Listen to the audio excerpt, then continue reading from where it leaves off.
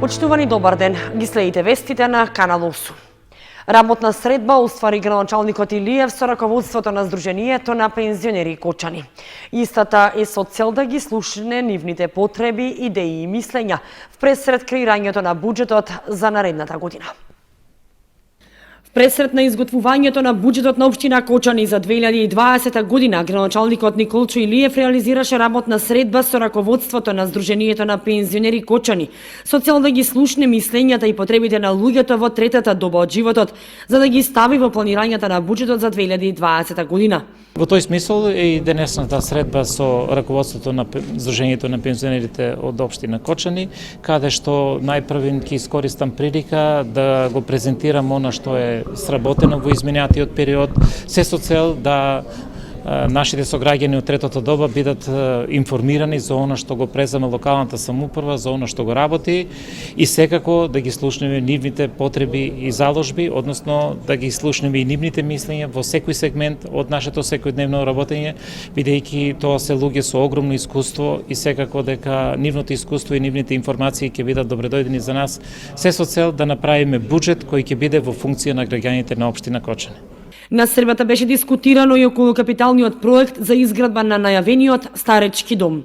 Целиот проект е усогласен со стандардите предвидени според намената за старечки доми, според она што е предвидено во законот, заедно со архитектите од Министерството од труд и социјална политика, и истиот проект е аплициран. Немаме се уште, како што повеќе наврати реков, повратен одговор или дефинитивна потврда, меѓутоа ова е еден од проектите кои чекат за реализација од општина Кочани и еден од ретко добрите проекти, што јас лично очекувам дека наскоро ќе добиеме одговор со кој ќе ги задоволиме потребите на нашите сограѓани од третата доба. До сега, освен со пензионерите, градоначалникот Илиев оствари средба и со одговорните на местните и урбаните заедници, со цел да ги слушне проблемите и потребите на граѓаните и да се види што е приоритет и зашто може да бидат издвоени финансиски средства и планирани со буџетот.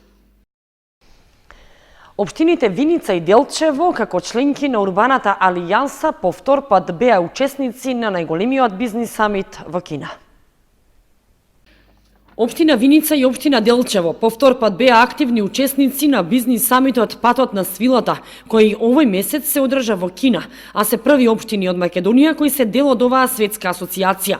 На овој самит, градоначалникот Димитров имаше отворена можност пред 173 членки од 60 земји од целиот свет да ја презентира Виница во делот на туризмот, културата, геотермалните води, природниот потенцијал на Плачковица и Лисец, а оствари и повеќе средби со потенцијални инвеститори.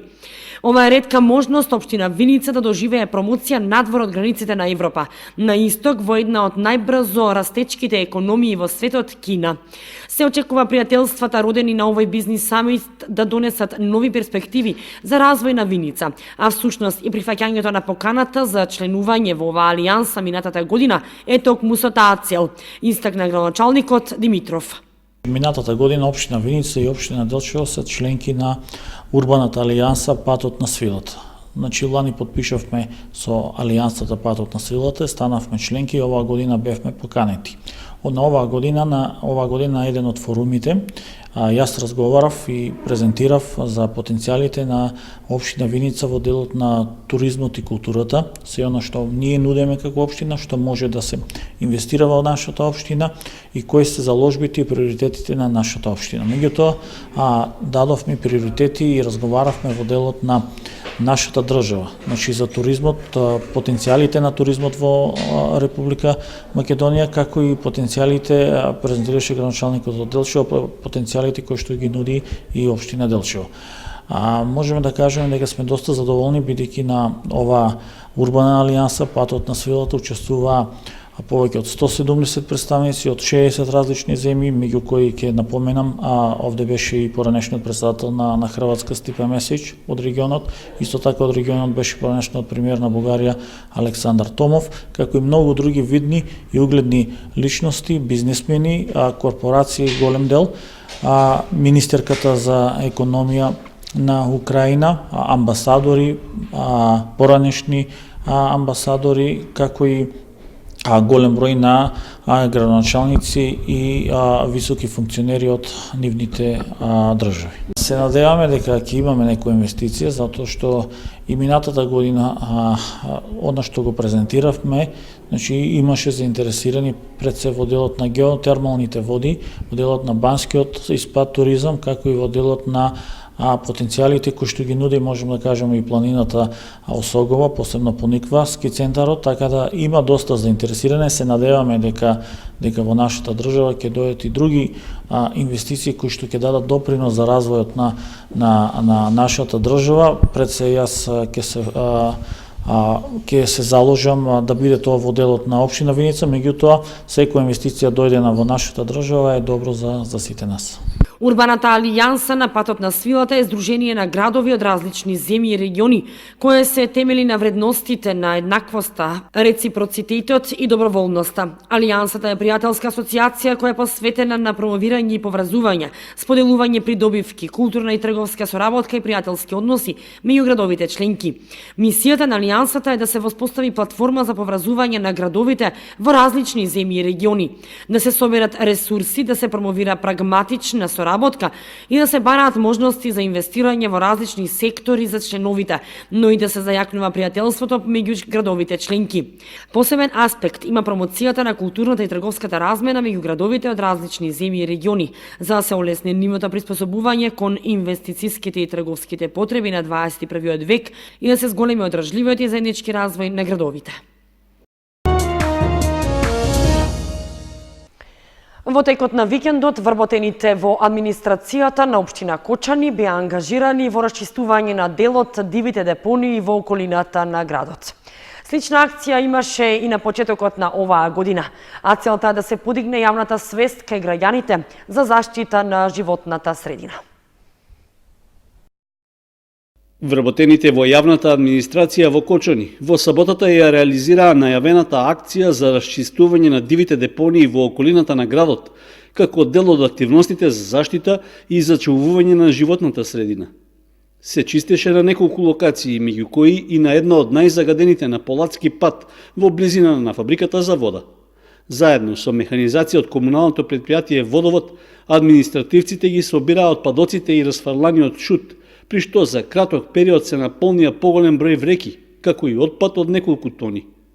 Ние, локалната самоуправа и сите други вработени во администрацијата сме на ниво на одговорноста и ќе покажеме уште еднаш дека навистина настојуваме и сакаме да имаме чиста и здрава животна средина и дека овој пример ќе го следат сите наши сограѓани не само во делот на чистењето на она што е оставено, туку ќе допринесат, односно ќе реагират навремено да не се случуваат вакви и слични ситуации, да навистина се навраќаме по неколку пати на исти локации да го чистиме сметот кој неодговорните граѓани го стават. Покрај расчистувањето на отпадот, на местото каде што се наоѓаше дивата депонија кај фабриката за вода, вработените во администрацијата засадуваа млади садници од чемпрес со намера да се обезбеди поголема заштита на просторот. Според најавите, засадени се околу 1000 садници, што заедно со претходните акции што ги реализираа општината и граѓанското движење за почист воздух, за краток период во околината на Кочани пошумени се голини со околу 3000 нови стебла. Дополнително, за заштита на дивата депонија на Полацки пат, поставена е заштитна метална еластична ограда, што беше заменета при реконструкцијата на патот кон Пониква.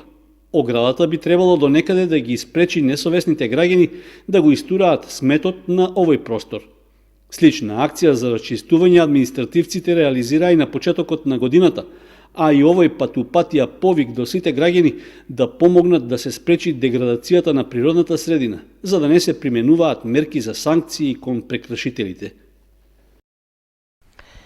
Употребата на мобилните телефони го уништува психичкото, но и физичкото здравје на децата. За последиците од употребата на раното користење на телефоните се одржа едукативна работилница во Виница во организација на Сдруженијето Ластовица. Секојдневното прекумерно користење на мобилните уреди го забавува развојот кај малите деца, особено во периодот до втората па до петата година. Праксата потврдува голем број случаи на деца кои имаат потешкоти со говорот, забавен психомоторен развој кој во пубертет се манифестира на уште полош начин. Доктор Мери Бошкова викендов во Виница одржа едукативна работилница на таа тема, а на покана на Виничкото здружение Ластовица. Нашата улога тука е како ментално здравствени работници да се одзвеме и да зборуваме за овој проблем, односно да кажуваме дека за нивната штетност, за корисноста, нели секако тие се и корисни, но кај децата децата треба да ги користат во одредено време траење. Родителите со целосна подршка на овој настан, свесни за последиците кои ги имаат не само децата, туку и тие. Да се поттикне свеста пред се на родителите, нели основата ја даваме сите ние од дома, затоа и ме покани на овој настан јас како родител да дадам допринос на Здруженијето Ластовица, да се подигне малку свеста на родителите, да комуницираат повеќе со децата, да ги насочуваат да читаат книги, да се дружат, да одат во природа, да шетаат со нивните другари, така да се помалку време да поминуваат со паметните уреди, а повеќе дружење со своите врсници и со читање на книги, затоа што така се развива и креативноста и фантазијата, и се зголемува и фондот на зборови. Здруженијето Ластовица стартуваше со оваа работилница, а најави низа активности во насока на превенција на најмладите. Гостите што ни дојдаа и што го одржаа оваа работилница се специјализирани за оваа област и да им дадат поддршка и помош на родителите. Здружението и понатаму ќе продолжи во соработка со родителите и по нивни барања ќе одржува и повеќе работилници. Индивидуално се работи во здружението со деца кои имаат потешкоти со говорот, хиперкинетско нарушување, аутизам, без разлика од детето и која поддршка му ја дава целосно здружението. Во здружението моментално работат дефектолог и логопед, па се надеваме дека во наредна прилика ќе имаме вработување и од страна на психолог кој ќе дава целосна поддршка на децата. Покрај Мери Бошкова, предавање одржа и доктор Олга Јотовска, како и Димитар Спасов од Здруженијето Ластовица. Оваа едукативна работилница финансиски беше поддржана од Ротари клубот Кочани Виница, како и од неколку приватни компании.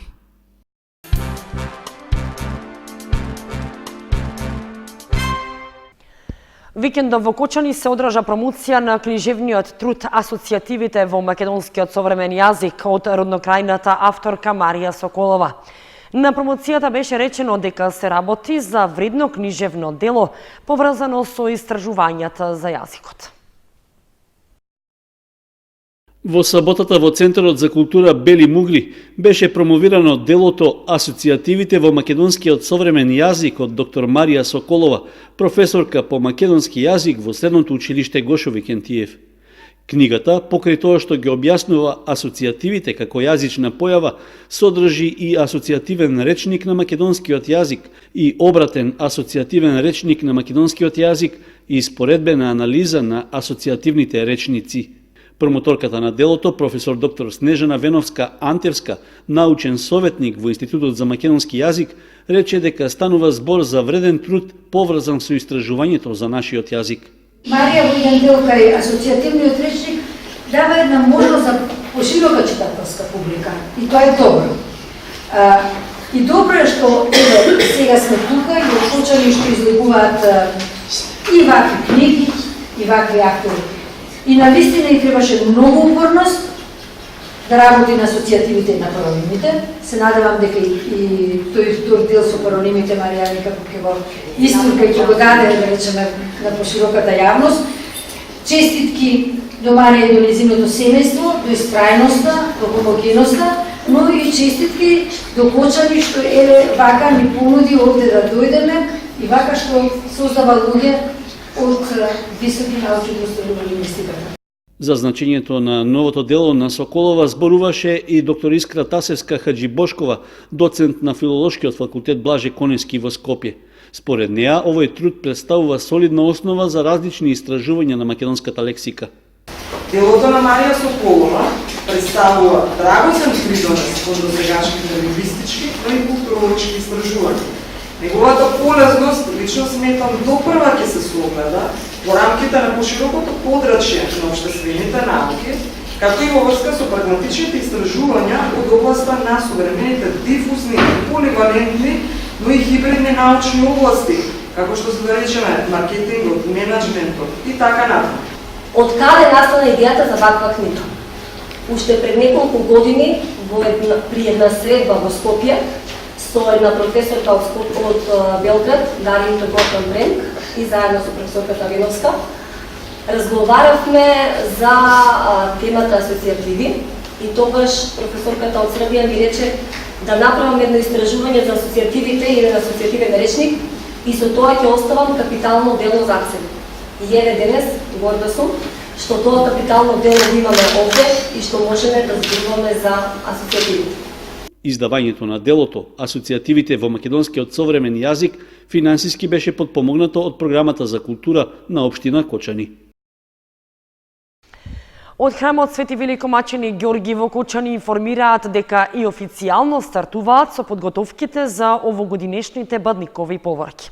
Првата проба ќе се одржи во вторник, 17 декември, со почеток во 19 часот и 30 минути во трапезаријата при храмот.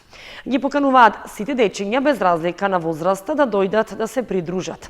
Исто така, сите оние кои сакаат на било каков начин да помогнат околу организацијата, можат да се обратат во црквата.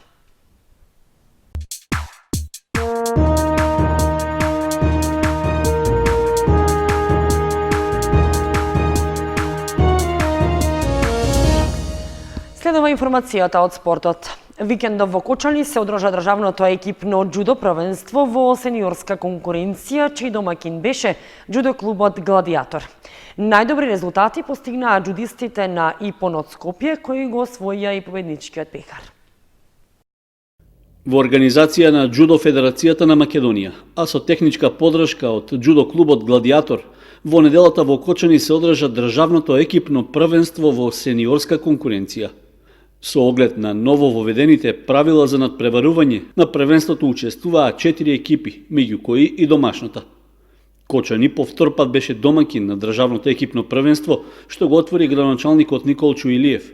Џудото како благородна вештина е релативно нов спорт во Кочани.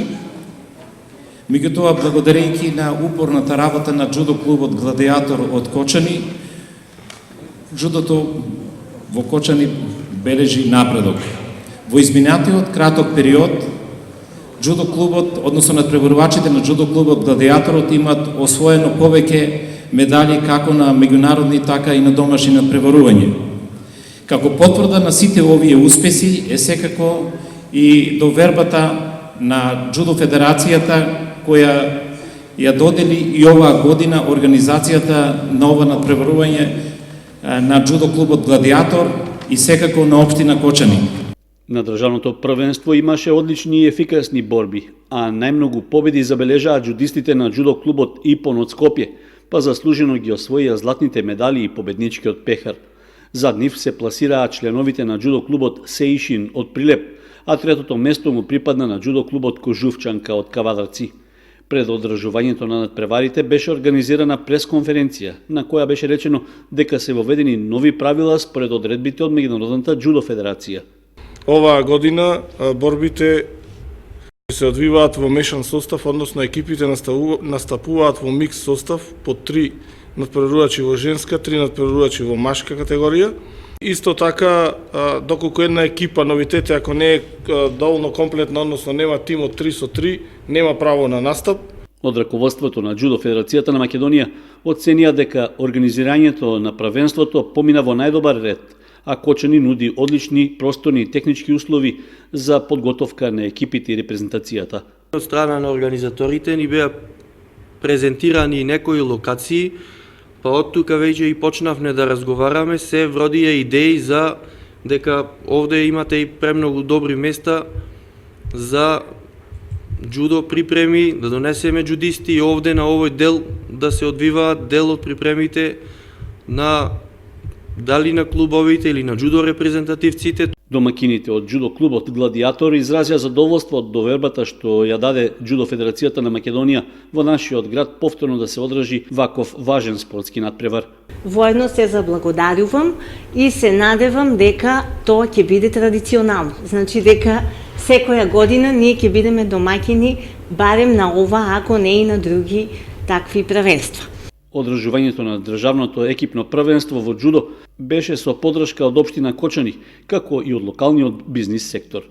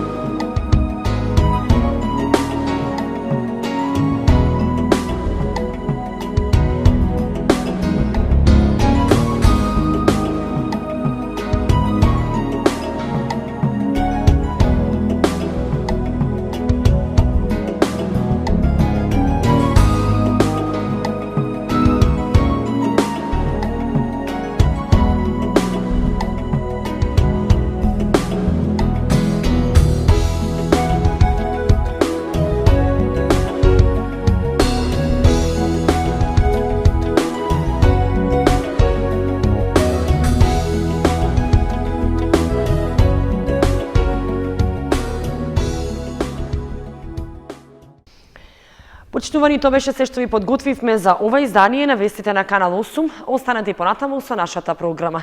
Довидување.